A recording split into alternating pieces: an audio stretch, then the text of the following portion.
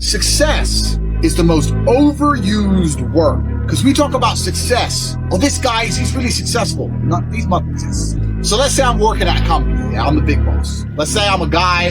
I go to college. I go to this company. I work. I become a manager. I'm on $150,000 a year. I got a company BMW and I wear a suit and everyone at my job does as I say. By all measures, I'm a success. But here's the truth. When I leave that company, no one gives a fuck about it. I'm a nobody outside of that one building. My wife doesn't want to suck my dick because I'm fat, because I didn't have time to train, so all I did was work. I got a BMW. I know hoes with BMW. I didn't even consider that a car. That's not a luxury car. That's fucking basic. I'm pushing supercars. You're nobody. You're not successful for shit. Success for a man actually comes in many realms. It's actually nothing to do with being good at your job. Having money, yeah. You don't have to be good at your job. How do you be successful as a man? First, you need freedom, because you ain't a man if you're not free. And you may sit there and go, I'm not a slave, I get paid really well. Listen, the slaves got free food and free shelter in exchange for work. Now all they've done is got rid of the food and shelter, give you dollars, which you spend on food and shelter, and you basically have nothing with it. So you're still a slave. If you're not free, you're not a man. First, you're not a successful man. So you should always be working towards freedom. And I mean freedom with your time. Do what you want. Go where you want. There's a riot. Cool. Go in Tokyo. Bye. Going to Australia. See you later. Bye. Freedom. What? The next thing that constitutes success to me is your network. Who are you talking to? Who will answer your phone calls? Listen, I got 2 phones right here, and I can call one of many multi-millionaires. And when they see my name, they're going to pick up. They're going to stop their conversation and be like, whoa, fuck, Tate, what's up, Tate? Because they know I don't call for no bullshit. They'll be like, money phone. So I can call multi-millionaires right now. I can have the best idea in the world. I can call a bunch of multi-millionaires right now and say, look, I need 100 million. Here's my idea. You can't do that. I can do it. Freedom, network. And then you get into the aesthetics of it. For people to view you as successful, you need good body language. You need physical presence. A man who has no physicality will never be seen as successful. Oh, I'm successful, I'm rich, and yeah, but I'll break your neck. I'm gonna grab you by your neck and choke you till you die. Who's successful now? I'm breathing and you're not, so I'm more successful than you. You can't be a little. And I understood this from a young age as well. So I'm sitting there at a young age thinking, I need to get a network, high net worth individuals, or not even rich men, but men who are driven, men who are making money, and I need to find a way to talk to them, learn what they know, so I can become one of them. I need to get body language and physicality. I need to become big and dangerous. I need to be able to display that without saying. I need women in love with me. I need these things because this is what shows the world I'm the fucking dog. And I understand what I need. And I knew this at 21, 22. A lot of you people are older than this. Older than me. You're older than I was. I'm telling you something. You're sitting there going, yeah, didn't even cross your motherfucking mind. You've been too busy jerking off the porno and not thinking about what you actually need to do to be successful. So these are the things you need to be a high value man. Because if you have all those things and then you get some money and you have geographical and time freedom, you're now genuinely successful. Your mentality is heavily linked to your reality. And the fact that most people have such weak mindsets comes from the fact that they have a weak life, a weak body, a weak social circle, a weak network, a weak bank account, a weak relationship, and then their mind is weak. Well, of course. Whereas if you had a group of soldiers around you, men who were dedicated, who would ride or die with you, if your woman would never leave you no matter what because she idolizes you, then your mentality would be strong. Your mind would be strong by extension. So if someone comes to me and goes, I doubt myself, I usually look at them and go, yeah, I understand why. You're a little fat piece of shit. You're stupid. Of course you do. There's how many people in the street? 188,000, 168,000, whatever. You could take 150,000 of these people, travel back in time and stand them in front of their ancestors. All the shit they went through just for this fucking cretin to be born, and to look at him, listen to his life story, listen to what he does on a day-to-day basis, and they would feel nothing but fucking shame. Your ancestors did all that shit, all that struggling to survive, hunting and gathering, avoiding enemies, anything it took, dying at age 30 from a tooth infection, all the crap they went through just for you to be born so you could smoke weed and jack off. That's who you are? That's the end of your fucking bloodline? Do you feel no shame? Your ancestors will look at most of these people, their ancestors look at them and feel nothing but fucking disgust. And they should look in the mirror, look deep in their own eyes and say, yes, I'm fucking disgusting. I can change this. That's the beauty about being a man. If you're disgusting, you can change it. There's nothing stopping you changing it. You must accept it first. Most of these people, what they do is they hang around with other disgusting people, and then they're a little group of disgusting people, and they think, well, I'm not disgusting. Everyone's disgusting, and this is normal, and it's normal to be a fucking jerk off. Not in my world, it isn't. It's not normal to be a fucking jerk off in my world. There are duties that men must fulfill. whether to God or to your bloodline. Of those 150,000 people, I guarantee even their fucking living relatives, their living parents aren't even proud of it. Your own father's ashamed of it, and you don't even feel fucking motivated to do shit. It's a fucking shame. If you were to go and look your father in the eye and said, you know what, I could have been a UFC champion, I could have been a multi-millionaire, I could have been a race car driver, I could have been a fucking nuclear physicist, could have done all these things, but I was busy on Pornhub. You think he's gonna be proud of you? And there's men here who will deny it, right? But those are the ones who are most lost. It's the denial that's gonna hold you back the most. The people who go, yes, I'm wasting my potential. Those are the ones who have potential. The ones who stand up and go, I am wasting my potential. I could be anything and I am not that yet. They have a chance. Depression is the ultimate motivation. Oh, so you're depressed. Okay,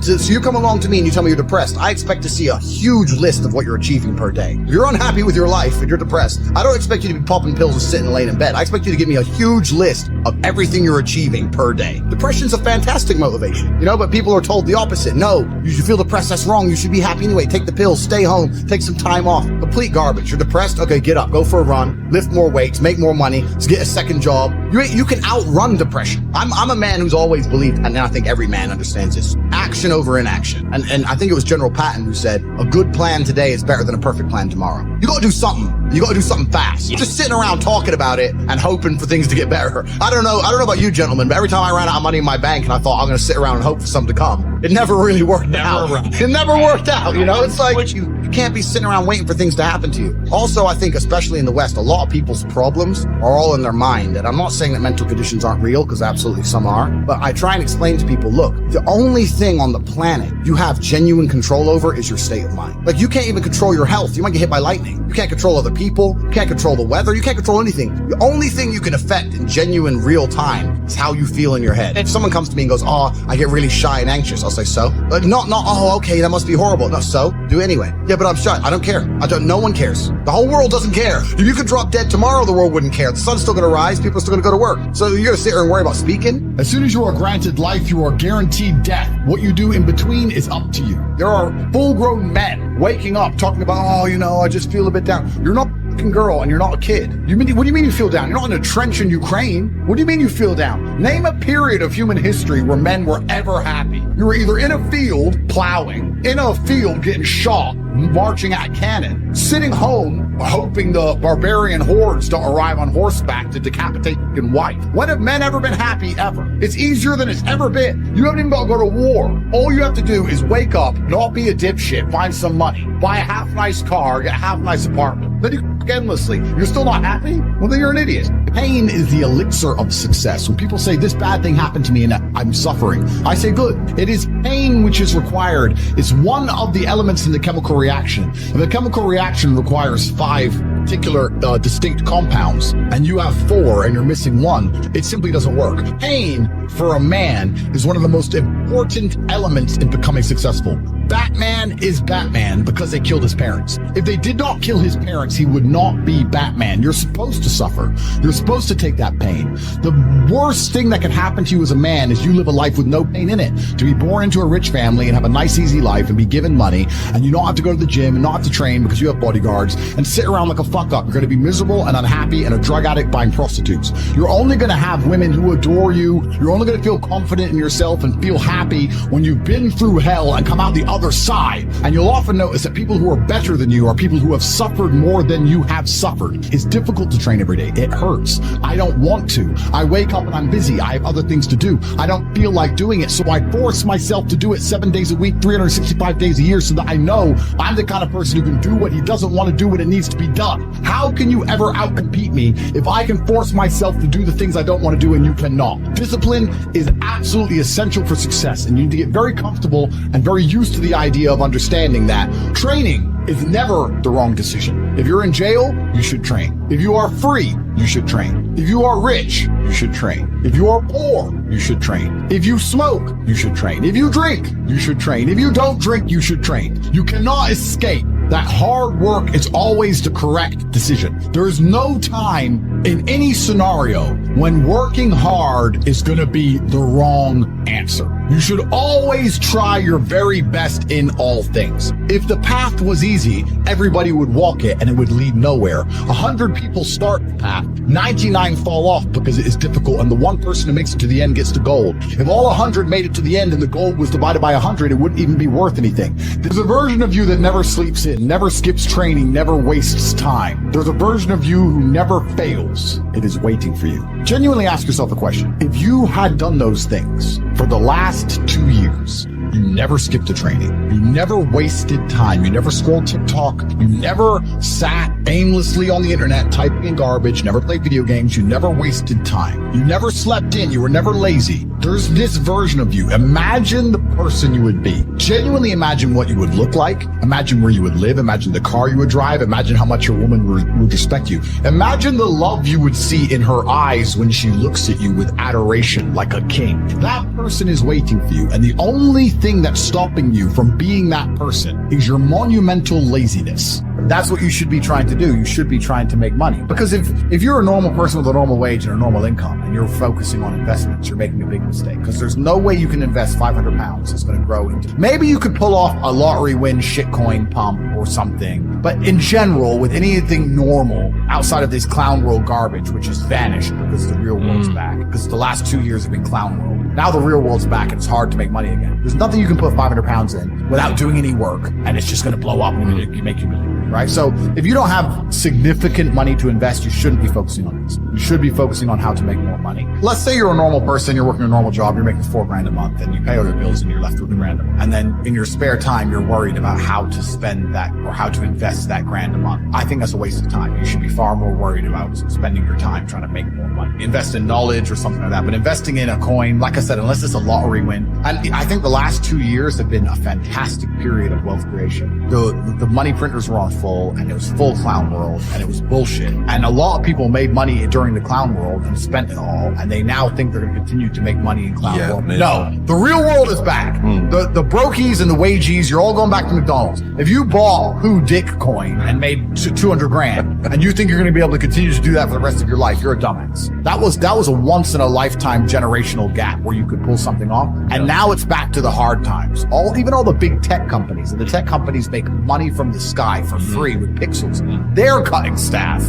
If they're cutting staff, then it's really hard. It's going to get very difficult to make money now. So a lot of the dumb shit is over. In terms of how to make money in the world today, it's hard. I think that the world is changing into an economy which is to a degree based on attention. I think you need to find a way to get attention to you and who you are, your product or your service, and find a way to monetize it. So the easiest way to do that is to have some knowledge. You need to find an efficient way to get attention, and then you have to prove yourself credible in your field and attract customers. And I think the best way to do that is online, and it doesn't matter what it is. And I think if you do those things and you work very hard and you try your best and you're never lazy, it's money. If you look at anything that builds a man into a man, there's a degree of suffering. So many men say, I want to be the man, but they don't want to suffer. They don't want to fight. And I don't understand why, because even if you look at a superhero movie, they tell you, even in superhero movies, they make it very clear, Batman's parents died.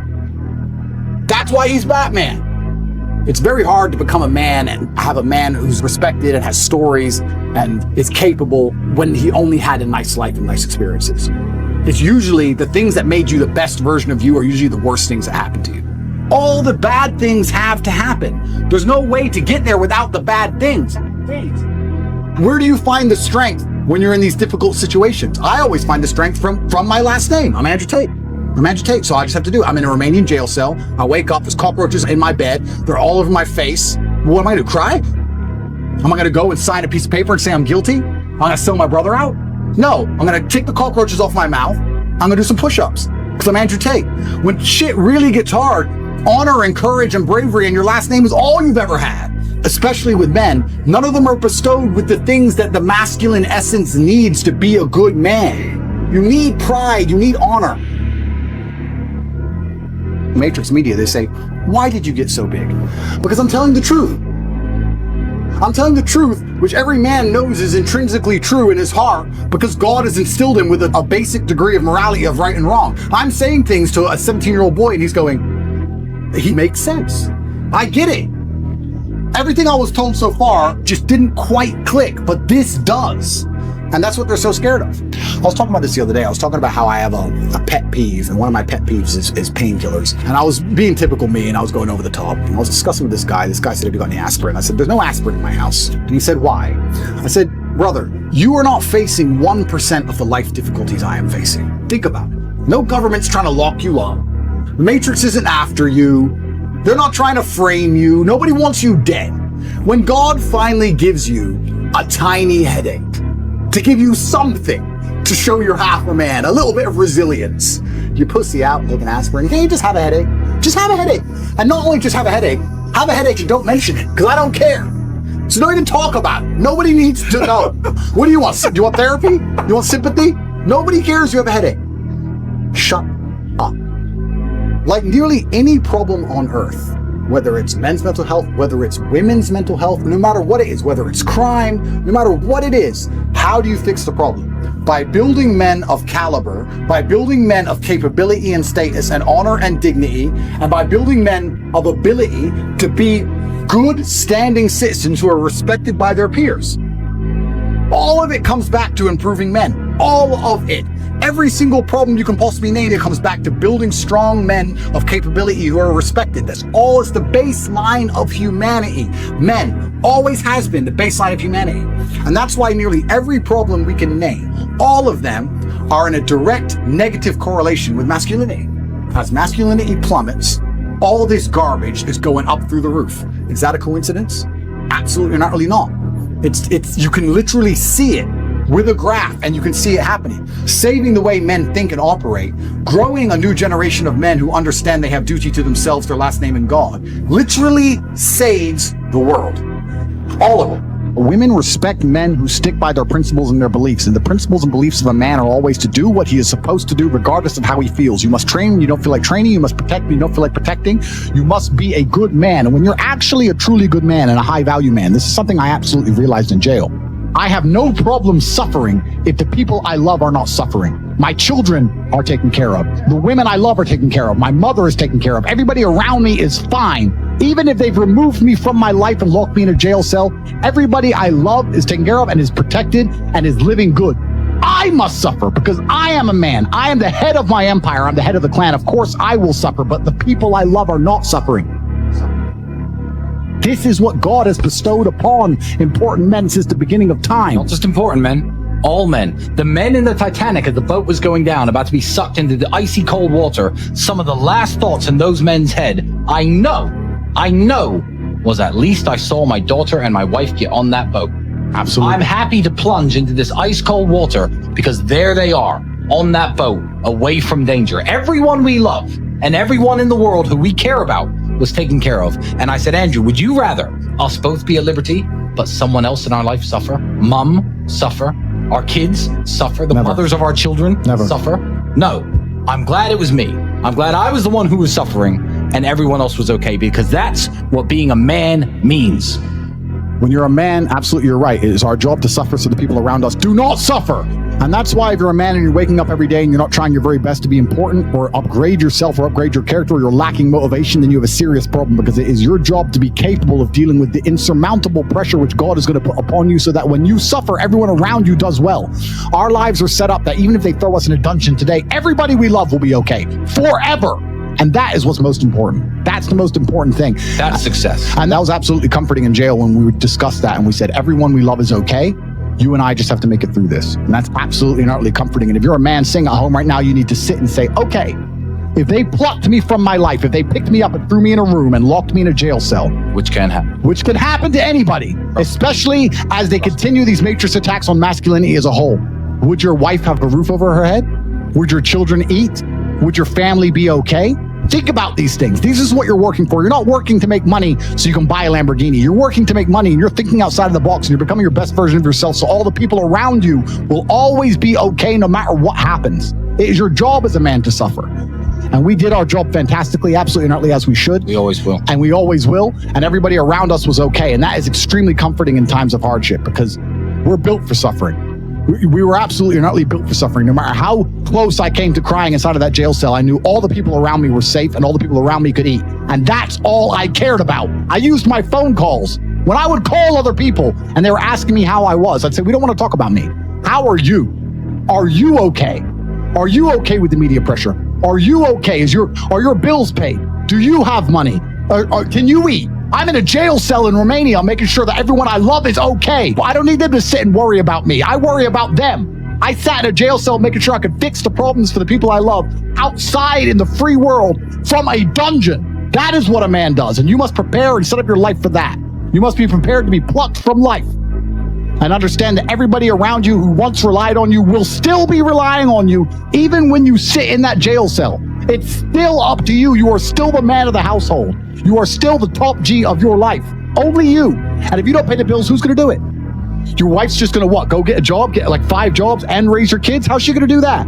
You must be prepared for these things. That is what you're working for. So if you wake up every day as a man and you say, I don't have motivation to become strong, I don't want to work hard and get rich, I don't want to try and become financially free, what you're saying is that the second you disappear from your matrix controlled job, everyone who loves you and respected you and relied on you is going to starve. How can you live that way as a man? Absolutely and utterly unacceptable.